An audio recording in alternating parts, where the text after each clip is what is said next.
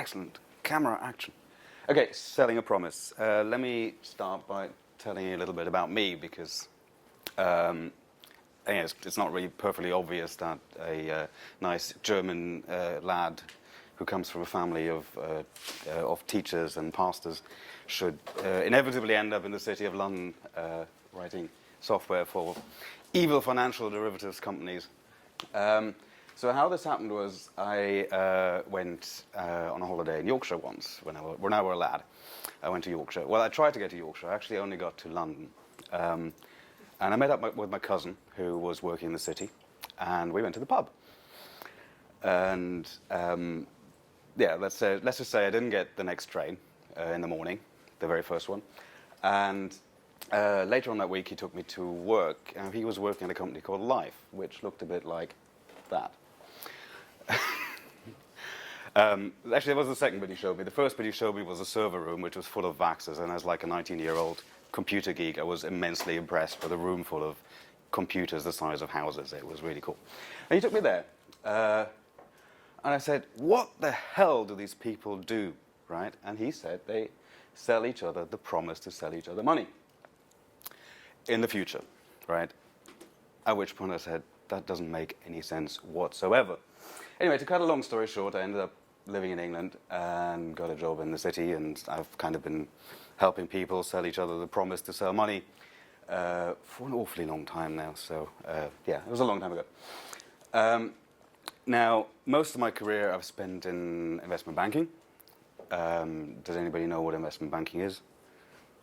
No? Okay. So if you think about groceries, there's a customer, there's a grocer, there's a wholesaler, right? And investment banks are basically the same thing, but for money.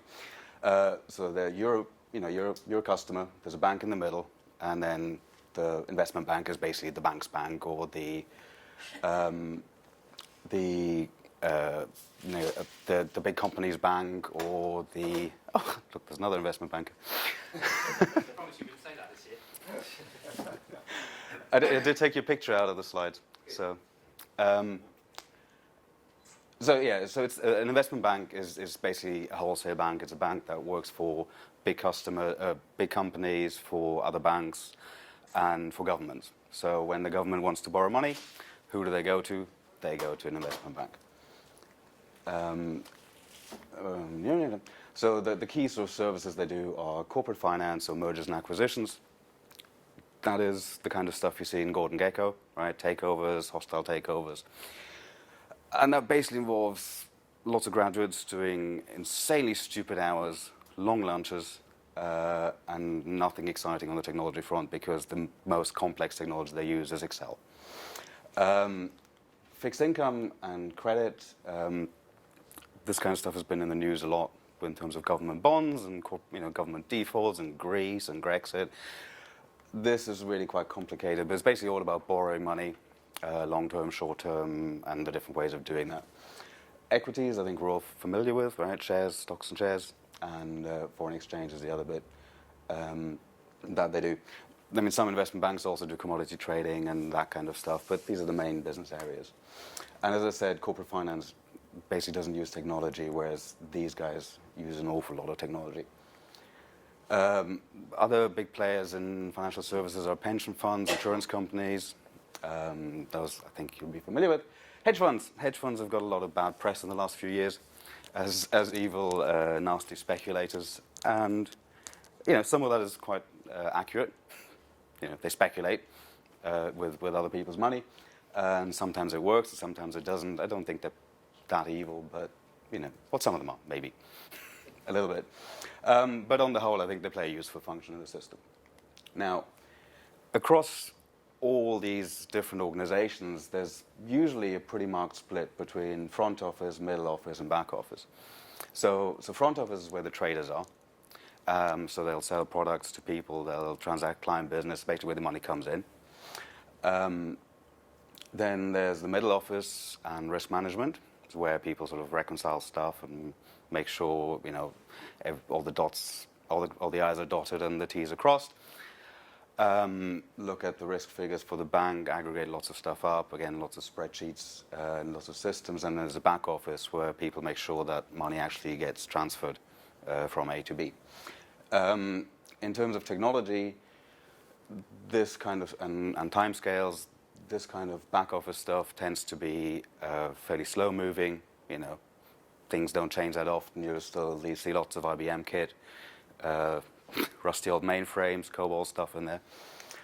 Risk and middle office, middle office traditionally isn't that technology heavy. Risk over the last couple of years has been a huge growth area. That's driven, you know, largely by regulatory changes.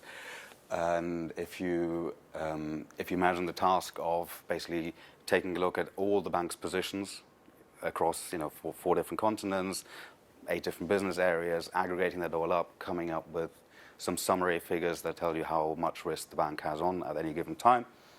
So there's quite a complex task, and you see lots of compute farms and, you know, grids and all that kind of stuff in the middle office. The front office is completely different, sort of culturally, right? Front office is where people, well, it's different both in timescales, the delivery time frames, the how do you explain this? And the type of people you deal with, right?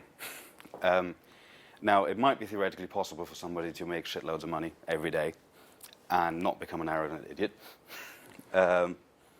Possible. It's possible. I've met 1 or 2 that have stayed remarkably sane despite making humongous amounts of money. It's not the rule. So people tend to be a little bit arrogant and very pressured, you know. But you know, it's an interesting area for me to work in, and that's also where we meet lots of physicists, lots of electrical engineers, lots of aeronautical engineers who are working as quants. Quite, you know, they're basically programmers that know mathematics really well, and that's kind of the different business areas. I've spent most of my life over here in the front office because that's where the action is, right? That's where the money comes into the bank. That's where all the fun happens.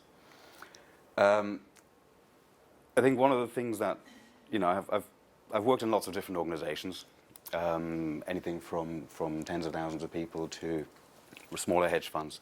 And I think, you know, one of the things you have to bear in mind is a very, very diverse industry, right? You can go from the likes of Citibanks that are, I don't know, literally 60,000 people or something that are, to 2-3 people that are sitting in a room somewhere and trading on their own account, and anything in between. So it's a very diverse industry from that perspective. What they all have in common are 2 things. There's lots of pressure and potentially very good rewards, right? So people join that to actually make money. Right. Dramatic pause before the next slide. So over the last 24 years I've been in this industry, I've often thought of this Tolstoy quote. It's the start of Anna Karenina. If you change it slightly, then it kind of applies very much to all the organizations I work for. So sane companies are all like every insane company is insane in its own different specific way. So if you work for a huge bank, you'll find lots of infighting and politics and paperwork. And, you know, that can be quite unpleasant or not, depending on how it works out. If you work in a smaller company, you might find peculiar characters with lots of power. And this is definitely not by Tolstoy anymore, so I don't want to blame him for that statement. But I think the reason why companies tend to be so dysfunctional is because people, as a rule, live up to their incentives, right? People will figure out very quickly what they get rewarded for, and then try and, you know, live up to that. So if as a manager you reward people or you measure people by how much time they spend in the office, you probably find that lots of them will show up really early and work really late. Whether they're productive in between is a different question, right? The old joke is if you measure people's productivity by the lines of code, you will get lots of code very quickly, right? So that's one of the key things. Now, in terms of the incentives that people look for in investment banking, particularly on the front office side, so traders, they have a very stark incentivization scheme, right? They basically usually get a percentage of the money they make for the company. So On the upside, some young kids come into the firm and they think, I can get rich. That's the upside. The downside is you can also get fired very quickly, right? If you lose a fair amount, well, if you don't make enough money or you lose a small amount of money, you can get, it's a fairly cut and thrust industry. People don't mess about on the front office side, right? If you deliver, you're the golden boy. If you don't deliver, not so golden. So those are the two incentives on the front office side. For everybody else, there's a third option, right? That you can either, deliver and get paid for it, or you can cover your ass, right? If you keep your head down as a non-trader, you stick around, you don't offend anybody, you can get reasonably well paid and have a long career. And that leads to a culture that is interesting because on the one hand, it's ultra-conservative, right? So in general, people want to avoid risks. So it's the old, nobody ever got fired for buying IBM. If everybody else in the industry is using .NET, we'll use .NET, right? Doesn't matter if it's the right technical solution, but if it doesn't work, I can say, well, everybody else is doing that as well. So that's quite important. But what is interesting is that to balance that, there's the higher reward, right? If as a new CTO or as a new project manager, you come in and you think you can deliver with a new technology and actually deliver, then you will be very well paid for that. You will be rewarded. Lots of be able to grow your team and do whatever you want. So there's an interesting tension that always drives that. And that leads to the famous Conway's Law, right? So, the fact that organizations build systems which mirror the internal communication structure. And if you look at the internal communication structure of banks, of the investment banks, it's quite hierarchical. Some people have even described it as feudal, which isn't so far off the mark. If you look at a feudal society where the king basically has absolute power over his minions, and then they have absolute power over everybody below them. Yeah, you have to squint a little bit, but not an awful lot to map that onto, say, Goldman Sachs, right? So that's why they do that. So I was going to divert slightly from the software side, and because this will give you an interesting feel for the state of the industry at the moment. So the GFC, the global financial crisis, is that due to lack of regulation?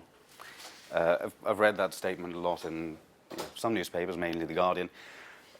Not sure why they have that perspective on banking, but they do. If you read the newspapers and you listen to the radio, you get the impression that the banking industry, the global financial industry, is completely unregulated, right? It's the Wild West. People just do whatever they like. And that is not true, right? There's, the amount of regulation in finance is incredible. You can, you can't do anything without it being regulated. So if we look at a very simple example, if you're an American bank, a branch in London, and you would like to buy and sell some shares in Germany. So it's the most simple vanilla transaction, right? People do this every day. Now, how many regulators are involved in this? So it's a US bank, London. So first of all, because the US bank is regulated by the Federal Reserve, it's regulated. If it's not trading shares but futures, it's traded by the Commodities and Futures Trading Commission, probably a bunch of other people that I've forgotten about. There's some really strict laws that apply. There's Sarbanes-Oxley. There's the other one that they recently introduced to, I don't know, there's lots of them. So that's 2 regulators, right? So keep count for me. Then there's the UK regulators, right? It's a bank. If it has a banking license, it's regulated by the Bank of England. If it does any financial business, for clients, it's regulated by the Financial Conduct Authority. If it's, and I think, basically by anybody who does any financial stuff is regulated by the Prudential Regulation Authority. So that's 5, right? It's in Germany.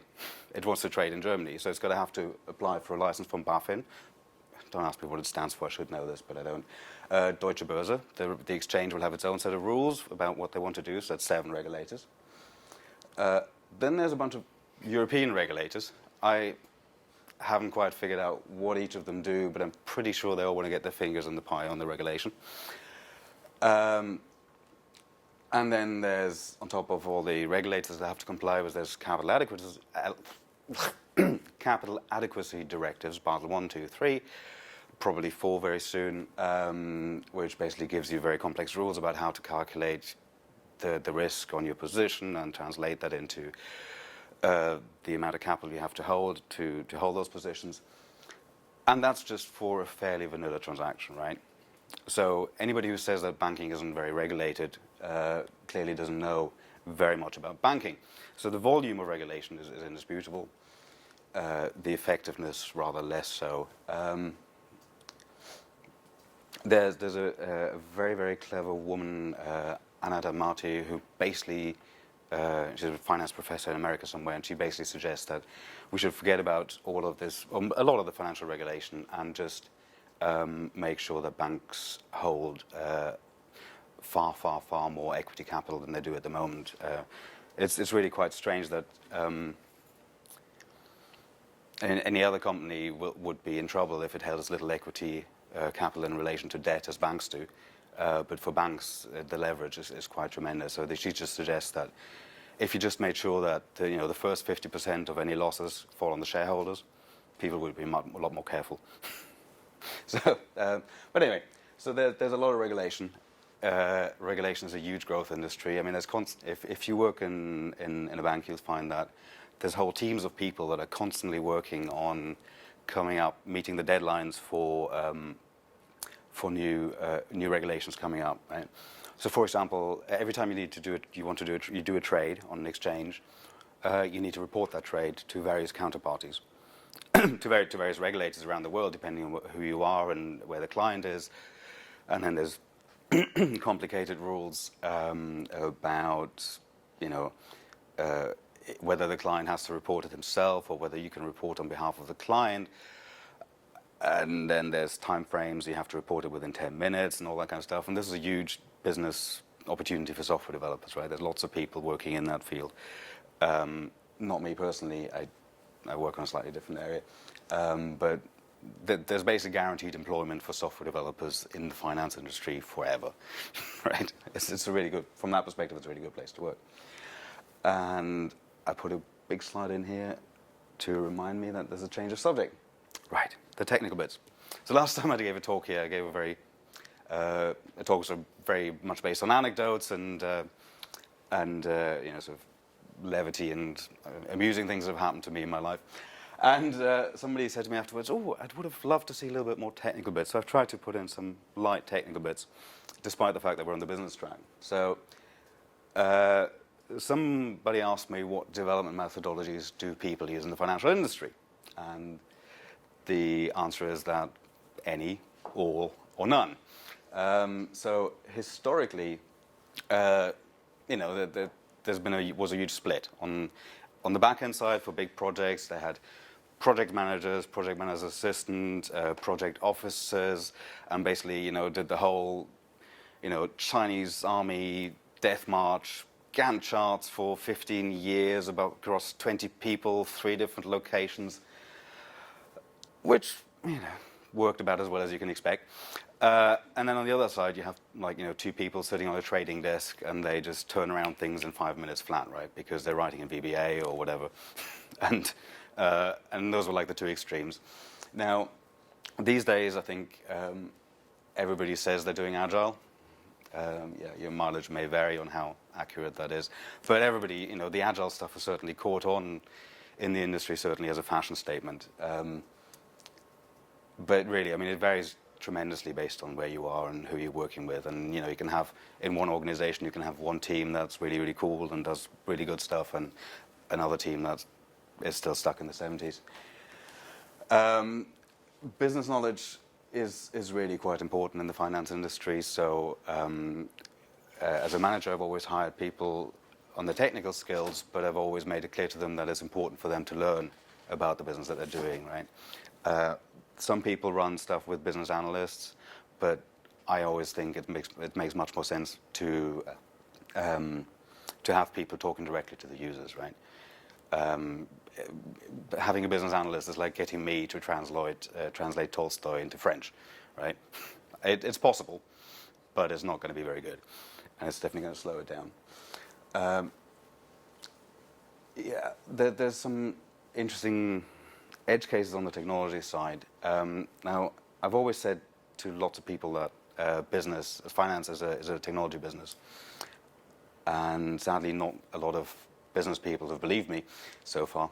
But there's one area where that is definitely indisputable.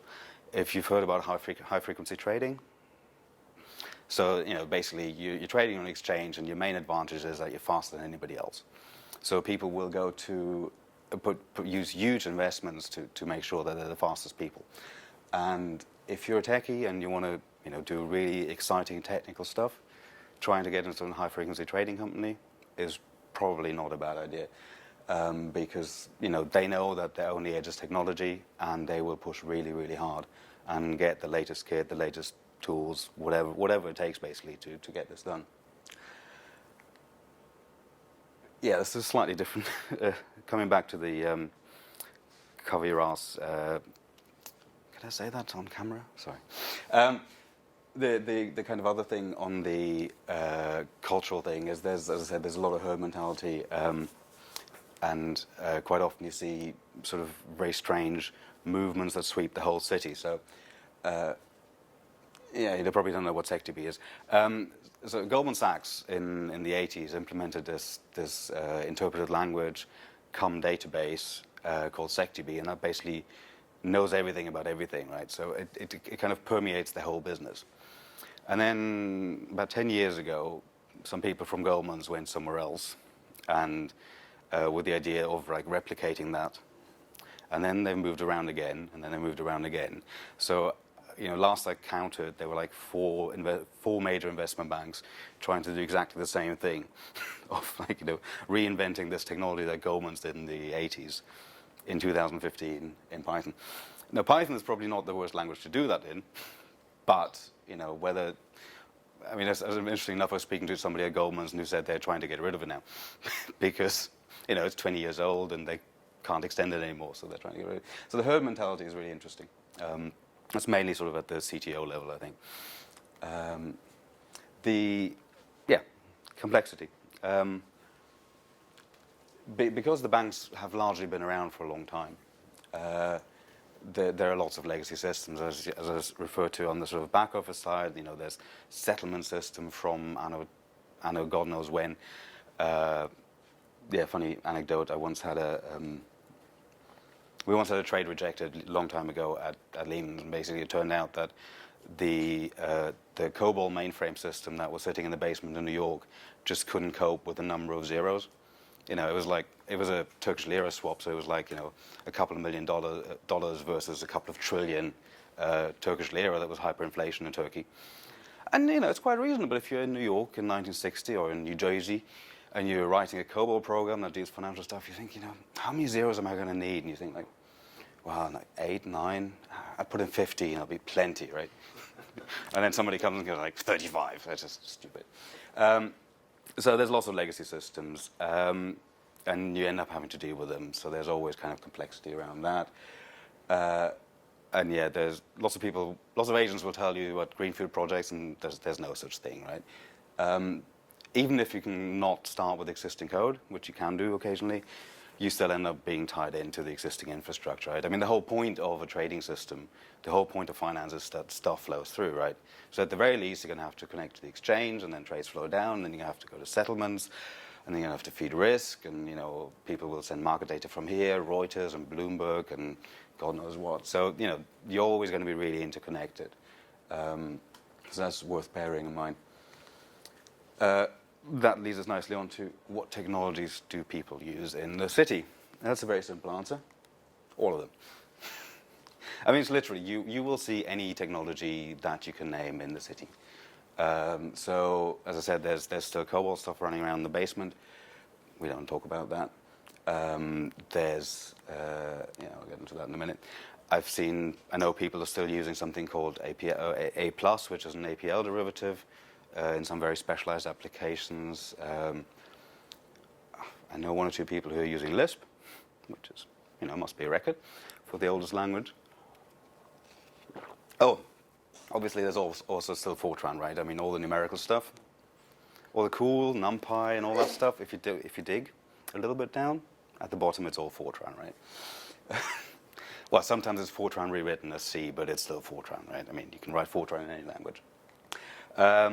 Moving on to some more technologies, modern technologies, .NET is everywhere, right? I mean, it's sad to say, but all the desktops you see in the city are Windows.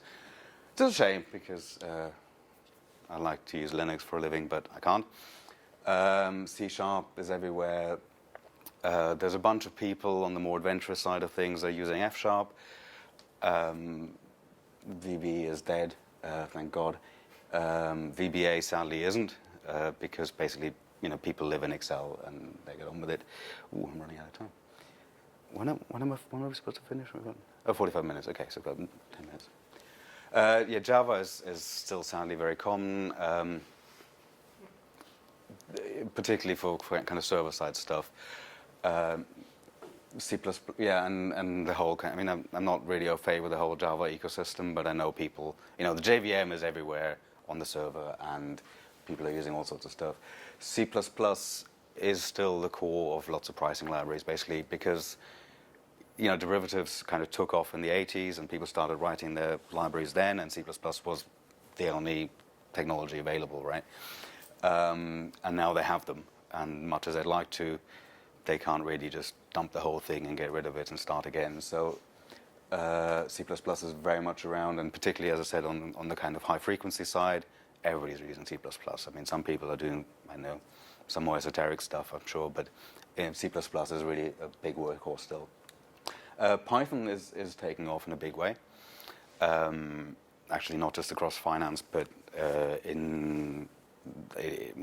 not just in the city, but in Shoreditch as well. Put it that way, right? So, like the PyData London meetings, the meetups literally fill up with like 400 people in 35 minutes. It's ludicrous. It's really taking off. R is also fairly hot technology if you're on the sort of more data analytics side of things. And yeah, I mean, there's people doing, like I said, everything, right? And I know there's one hedge fund that uses Haskell for everything. So, hey. So basically, whatever your skill set, you can use in the city. You might have to search for quite a while to find the right people, though. Yeah, and that's the spreadsheets.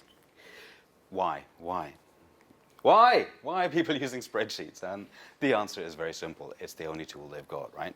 So imagine you're a trader, right? And you're a fairly smart kid.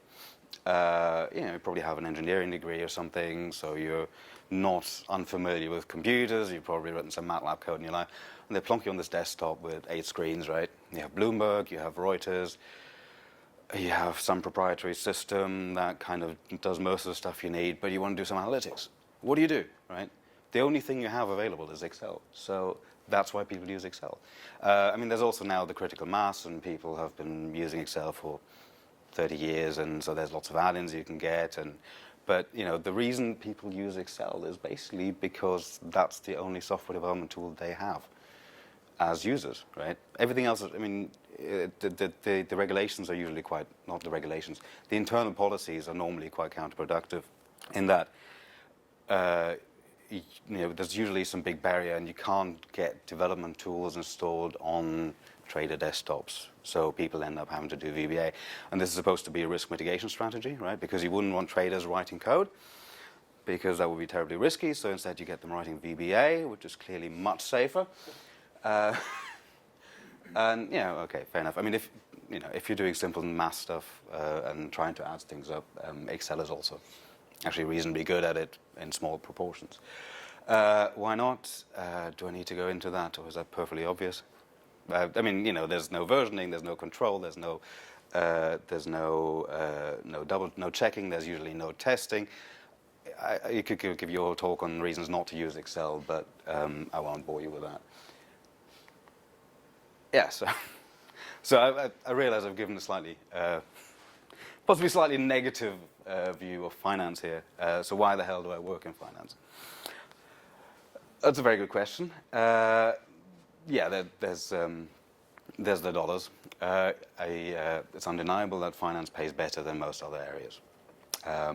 I do occasionally get very tired of my commute. I live outside of London. It takes me about an hour to get there and back. And there's a nice business park, 10 minutes walk from my house. And every time I look at a job there, I think, oh, wouldn't it be nice if I could, I don't know, walk my daughter to school, and be back for lunch, be back home at 5.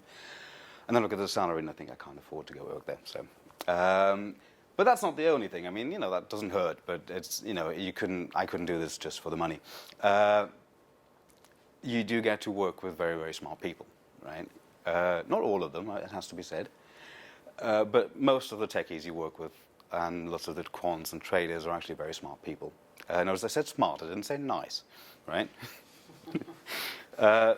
So they were definitely smarter than average. I wouldn't, I don't know. I mean, they're not all horrible people. I mean, most of them are actually quite pleasant and quirky and interesting, and it's a very, very culturally mixed setup. I mean, I remember one team, we had, a Kraut, a Turk, a Greek, a Frenchman, an Italian, and a token English bloke, right? And that was just on one team. So it's about as diverse and as mixed as you can get, and that really is quite fun. So that's one good reason to work there. The other thing is there are really lots of fun problems. I mean, if you're, it depends very much on what business area you're working in and what set of problems you're working in. But if you're into performance, into high performance stuff, there's lots of that kind of demand around. If you're into grid computing, there's huge demand for that. People always want to scale things up. If you're into big data, okay, these days finance data is smaller compared to internet data, but it's still reasonably big, right? So there are lots of reasons to do that. If you're sort of more mathematically inclined, you can become a quant dev, and that means that you get to do multiplication as well as addition. And on a good day, you might be able to divide something or call a log. I mean, the math isn't normally rocket science, but it is quite fun and quite good to do. So, despite the fact that there's some downside, it is actually quite a fun business area to work in. Lots of diversity, lots of opportunities. Sadly, a little bit far from London to Norwich, but there you go. And that's it. Any questions? Yeah, I have a question actually. Yeah. If Excel is the only tool the traders have got to work with, so that's what they use. If you were to come up with something to replace Excel that's functionally better, how easy would it be to get it into a trading room? Getting it into a trading room might be possible. Getting into getting the sort of replacing Excel across the industry. Lots of people have tried it and nobody has succeeded yet. Okay, so I guess my question is more procedural. So. Oh, procedural, I mean, at the end of the day, if it's a third-party package that people want to install, they'll find a way of getting it installed. It's just people frown on getting, software development stuff installed on. But if you package it as a Excel replacement or advertising as Excel replacement, that's fine. That's possible. I mean, there was a company that tried it a couple of years ago. They basically built a Python-based spreadsheet, which was really, really nice, and it meant you didn't have to write VBA, and it was really, really good, and it sadly failed completely because. The thing is, if you've been using Excel for a long time and you want to switch to something that's almost like Excel, it has to be basically exactly like Excel because of the finger memory. The keyboard shortcuts have to work the same way, and also there's a whole industry of little shops doing add-ins for Excel for specific stuff. So it's very difficult to replicate that and move that onto something else. Okay, so another question. Yeah. As you've been in the industry clearly for quite a long time, where are the gaps for inflation? Oh. Interesting. One thing I've...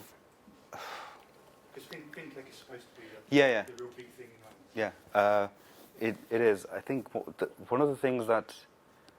Well, the two things I've been thinking about, one is quite mundane stuff, reconciliation, right? So giving away my business idea here. But there's you end up having to do lots of reconciliation between different files from different sources. And there are lots of tools out there that do that. I haven't seen a good one yet, right? In fact, some of them are absolutely abysmal, but they still sell. And there's a lot of software in the financial industry that you'd look at and you think, how the hell does this sell? But for some reason, it still sells. It's very odd. The other thing is kind of less of a software, more of a process issue. Because people, the bank's so big and they've been around for a long time, you end up with lots of procedural inefficiencies and system inefficiencies. So, the big good example at, can't name them, an unnamed American investment bank I once worked at, we had a recurring problem. So we produced some numbers and they would feed to another system at the end. The trouble is, for some historic reason, they fed in two different ways, via two different systems, each with its own set of bugs, which meant that at the end, the two files would, the two sets of numbers that arrived at the destination were different. And, pretty much on a daily, weekly basis, somebody would send me an email and say, these numbers don't match up. I was like, it's like, right, okay, right. Yes, I've explained this to you before, just like I told you last week. The reason these numbers don't match up with these numbers is because this system does this wrong, and this system does that wrong. And if you do two different sets of mathematical operations on two sets of numbers, you wouldn't expect them to match up, right? And there's lots of people. Quite often people will just throw headcount at problems that really should be solved with a reorganization and a redesign of the process. But that's something that's quite hard to do as an external tool vendor. You'd really have to go in as COO and look at it and, rearrange things. But there's a lot of that. My analogy was always, you have, imagine somebody shoveling huge amounts of money into a sack. And then the sack at the end has huge holes where the money falls out again.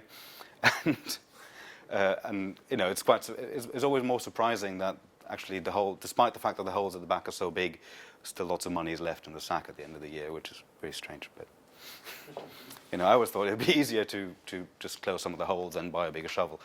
But there you go. Yes? Other than a higher than usual salary, have you come across any good ways of incentivizing developers?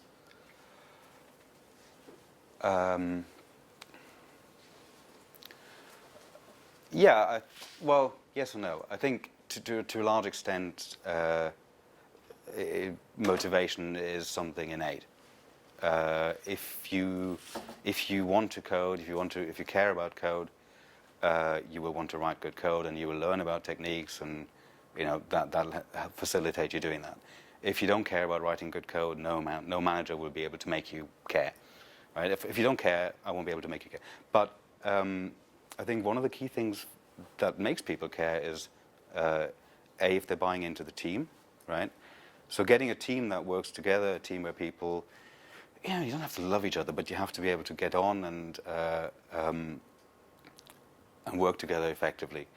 And I recently had a very good experience where I quite deliberately built a very diverse team. I had, in software it's very difficult usually to get women, but I got around that by actually looking for quants rather than software developers. And there's a lot more female mathematicians in the city as a proportion than female software developers. So I managed to get 2 PhD quants, both female. I had a French bloke who knew JavaScript. I had a French Algerian bloke who was an ex-aeronautics engineer. I had an Orthodox Jew who came in as a graduate, and as a trainee, actually not even a graduate, as an intern. And if you imagine, and one of the quants was from Serbia, right? So it's about as mixed a team as you could possibly imagine, right? But because we all had different strengths and weaknesses, and we all managed to sort of work together, that team actually gelled really quite quickly and was very productive. So yeah, getting a team to gel is a bit of an art form, but obviously if you care about the team and you care about the project, that really helps in motivating people, I think.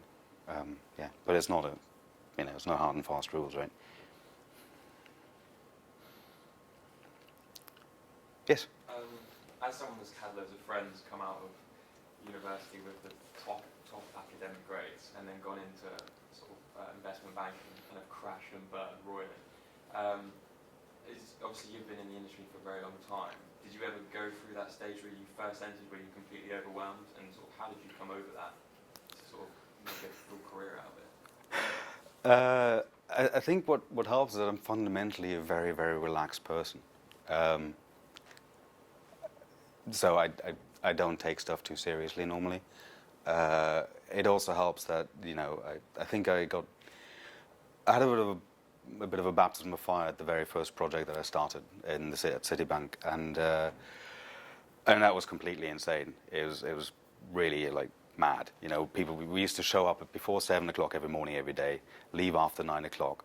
Again, there's an incentive thing here, right? So because the rules were, if you arrive at work before 7 or leave after 9, you can get a taxi all the way.